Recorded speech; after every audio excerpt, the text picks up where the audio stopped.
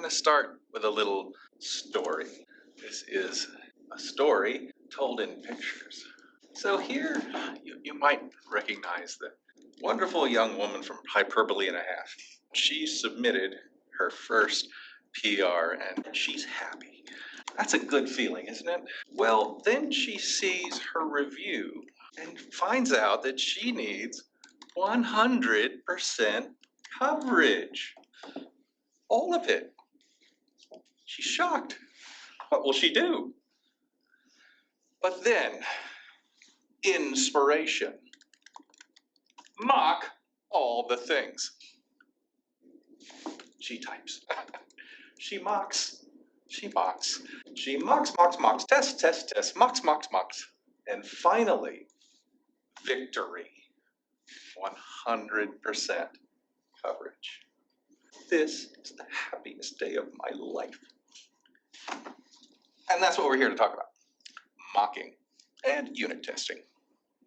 Here's my definition for unit testing.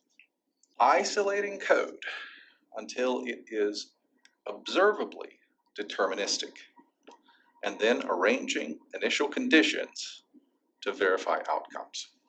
Oh, I like that a lot. Thank you. So the emphasis is on the isolation and the determinism. In theory, if you know all the state of a system, it probably already is deterministic, but we want it to be observably deterministic. We want to shrink down so that we can actually see and grasp that determinism. And then we want to provide those initial conditions and verify that our code does what it's supposed to do. So how do we do the isolation? We do it with mocking. There are a lot of ways to mock code. There is only one way I've found that is really simple. Doesn't mean I have to go out and install a bunch of other stuff. Doesn't mean I have to read manuals for other stuff. And this one way also works just as well on Unix boxes, Linux boxes, Macs, Windows boxes. And that's because it's not software, it's a methodology. And the methodology involves doing your mocking by virtue of using C Preprocessor macros. So that's the story. Oh, and to give credit, I first encountered this methodology on the C Code Archive Network. Here's a function. It doesn't do a lot, but it does have an external dependency, and that is this xqcreate. So if I want to run this function in isolation and verify its behavior, I need a mock of xqcreate. Now that's pretty standard stuff, but how simple can that mock be? As it happens, that mock can be this simple. And that, I think, is the best selling point for this approach. All this is a macro that doesn't even call a function. It provides an expression, and the only thing that expression does is return the address of a variable.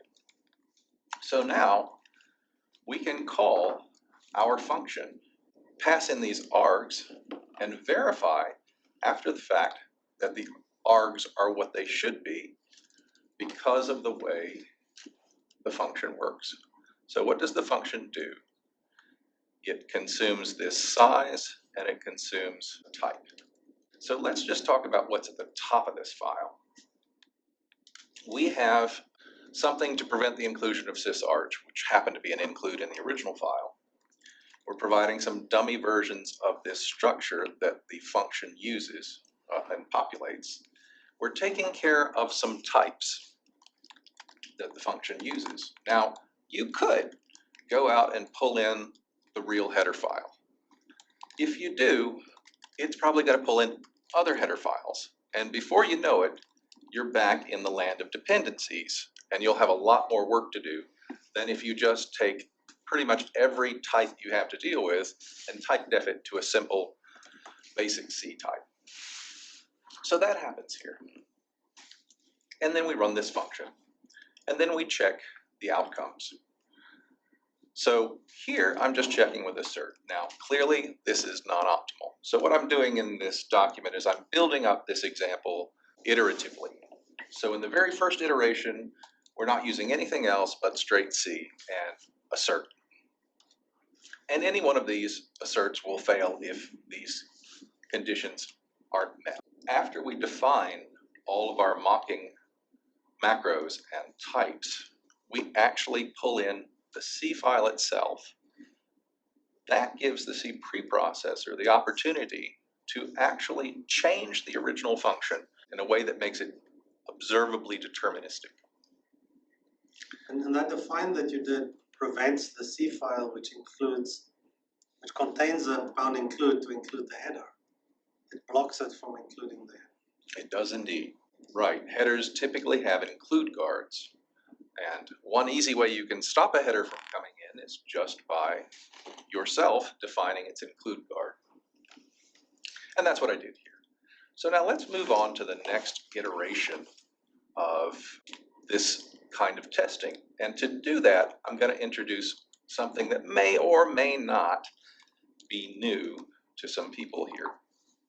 This is an extension to the C language, which is supported by most modern compilers, and it's called a statement expression.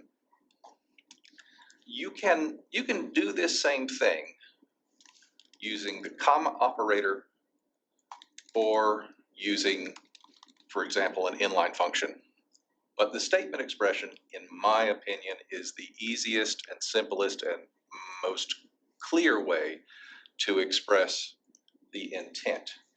Now, the intent is to have essentially a block of statements that get executed at the time this expression is to be evaluated. And the final value of that expression is going to be the last thing in the block.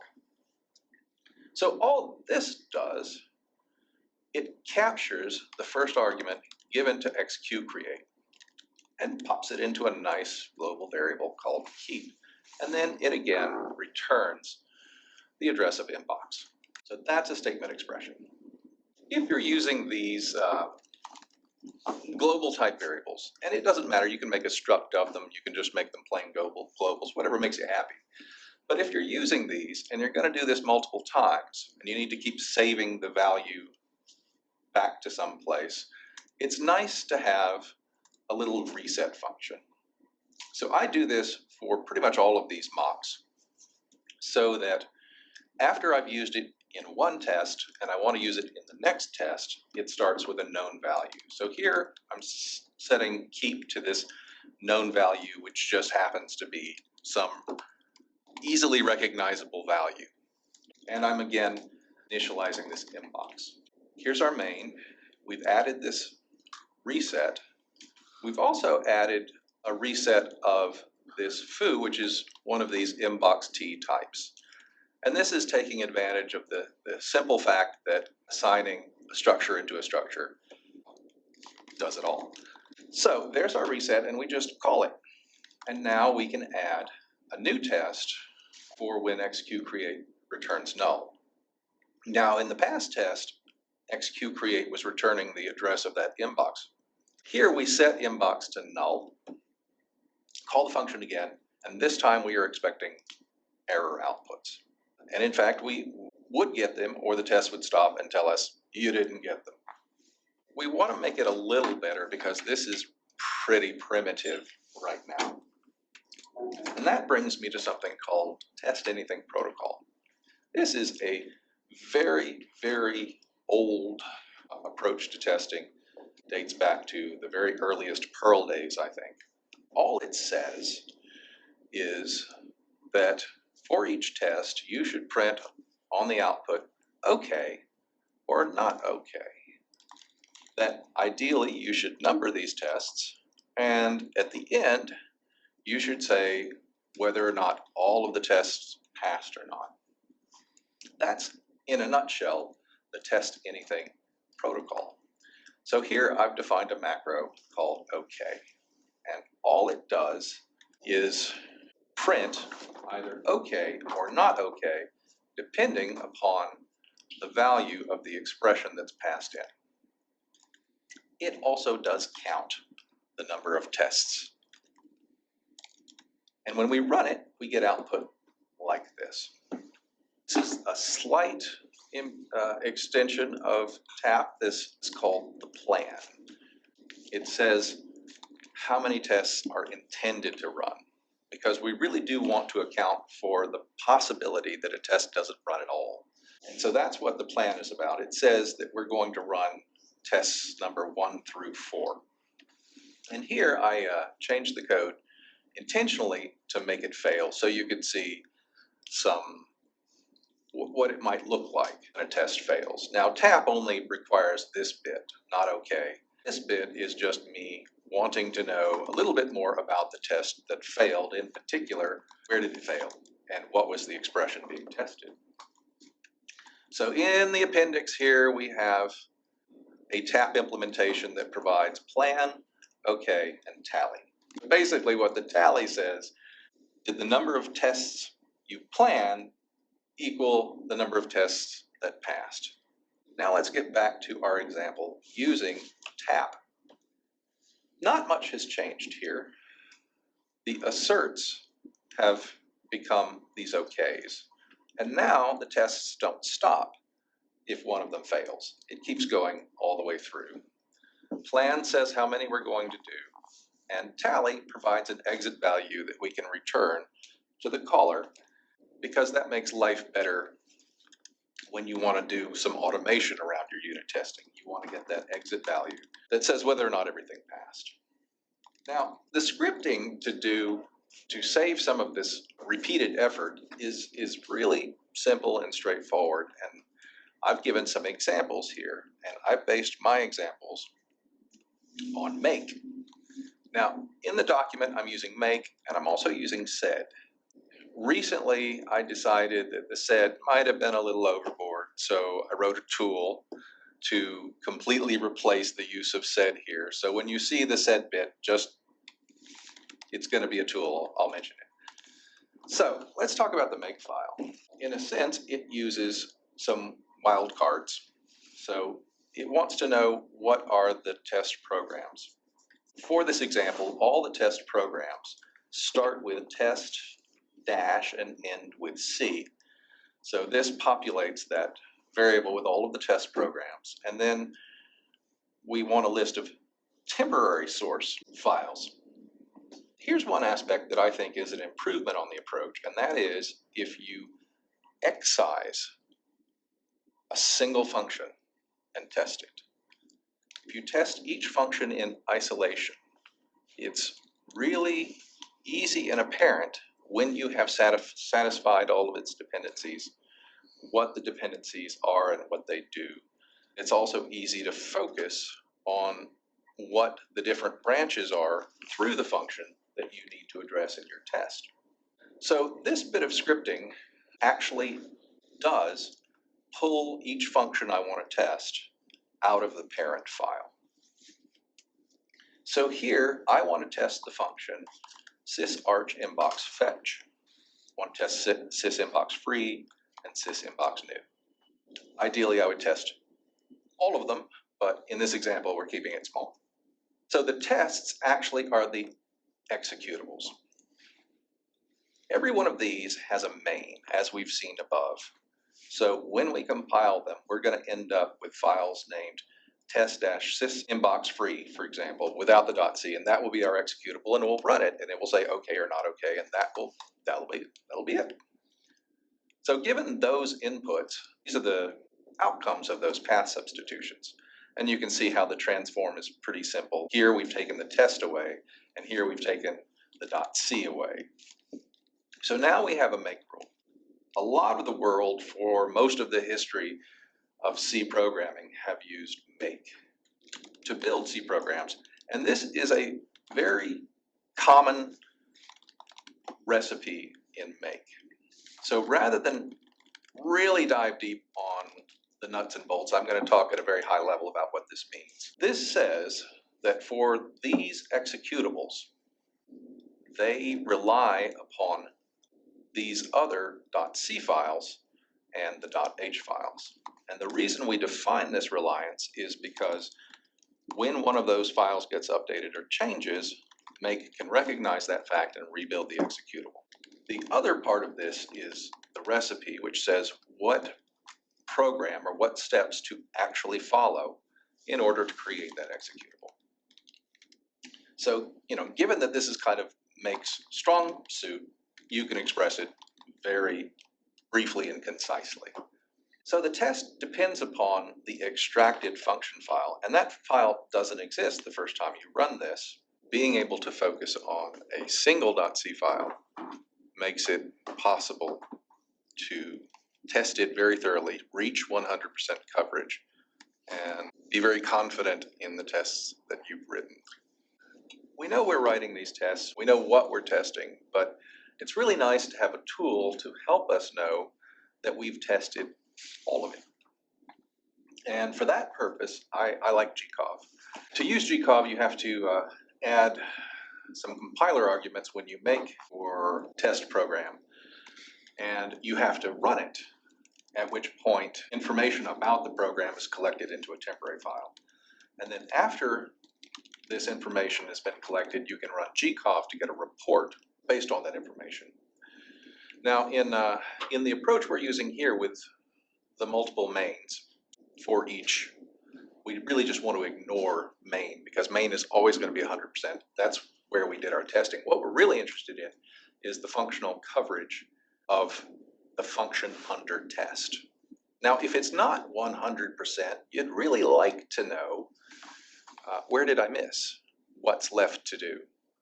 This is what one of the reports that gcov makes looks like. And it shows you in this first column how many times each portion of this function has been traversed. So the dashes correspond to things that aren't actually executable code, things like declarations, things like block beginnings. But things that are actually executable code, they're going to have a number out beside them. And in this case, we tested sysinbox new twice, and in one of the passes, we did not go through this block, but in the other pass, we did go through this block. That's the difference between the ones here and the twos here. So what does it look like if you miss something? Let me show you what that looks like.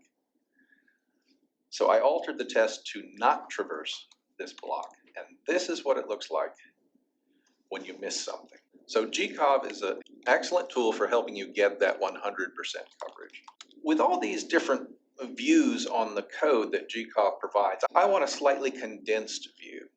So I wrote a little bash script. It compresses a successful pass into essentially a single line. So all of those OKs happened, and it looked at the report from gcov, and we have both of those expressed here, that all the tests passed and that there was 100% coverage of function under test. So that's a happy path for the report. And this is a not happy path for the report. This is again where I took that block out, the test of that block. So here we see that at least one of the tests failed. And we can see that our coverage is actually 62.5%. And we can see where we're missing. So if you do this approach iteratively, you can use gcov to help you identify portions that you might not have covered. Finally, there is a make test in the make file that does it all, right? It builds everything, it runs everything, and it provides the report. There's the little report script, which we don't need to cover. So here is finally a more involved example. This is using sysinbox free. And one thing I might want to point out here, and this is kind of one thing that might speak a little bit to this knowing about internals question, is that there's a critical section in this function. So one thing that we really want to guarantee about a critical section is that for every enter of the critical section, there's a matching exit of the critical section.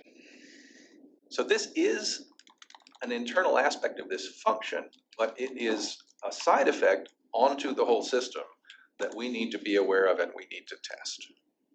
So now we're getting into just a slightly more involved and a slightly more realistic version of this approach. Here we have some macros for critical that just essentially use a reference count style, and we need to verify that critical is always 0 afterwards. And then we have a call to queue message waiting, a call to task abort delay, a call to queue delete, and we have some asserts. Now you can see that these all kind of have the same style. They all maintain a counter, and they all return some value of a global variable, and the resets just put these back to known values. Assert is ever so slightly different. A true assert is going to stop the program. We actually want our tests to keep going. So for this assert, there's a return. This kind of breaks one of the best practices that you never do something like a return in a macro, but we're doing it very intentionally here for the purpose of testing. So here is what the main for testing sysinbox free looks like. We start off with our resets to make sure everything's in a known set of values. And then we describe some invariants. Invariants are conditions that must always be true. Now here I've actually gone for 2 levels of invariants. Invariants that hold always, and then invariants that hold after the critical section has been reached. For the first pass, we're just looking for these counts to be 0 and the invariant to hold true. Essentially, we didn't do any real work here because we passed in a null. Now we're going to trip some assertions. And there should be, yes, there's a test to say that assert count is equal to 1, and that the other things haven't been touched, and that the invariants hold. Now we're going to pass in some null struct members. And again, we want to see that essentially no work has been done. Here is the happy path, and you always need to test the happy path and all the failure paths, but also the happy path. And in the happy path, the handle has been changed to the address of inbox. For the queue, the task delete was given the address of the task, and the queue delete was given the address of the inbox. And the invariants hold, the invariants being that we exited every critical section we entered. There were 0 asserts, and that's null. And that's it. So here we are at the conclusion. I would mention again that nobody needs to learn sed to do this approach. There's a tool I wrote that builds on C tags, actually exuberant C tags, to slice out functions. I would mention that this approach actually also lets you test for race conditions. And that may or may not be a surprising consequence of how this works. But essentially, when we're worried about a race condition, we're worried that something has changed during the execution of our function, and the function's not aware of it.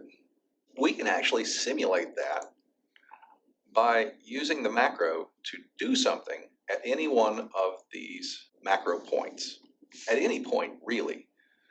So I could have the equivalent of another function manipulating this simply by tagging a little extra code into queue messages waiting or into task enter critical, and so on and so forth. So it becomes possible to actually test for a variety of race conditions.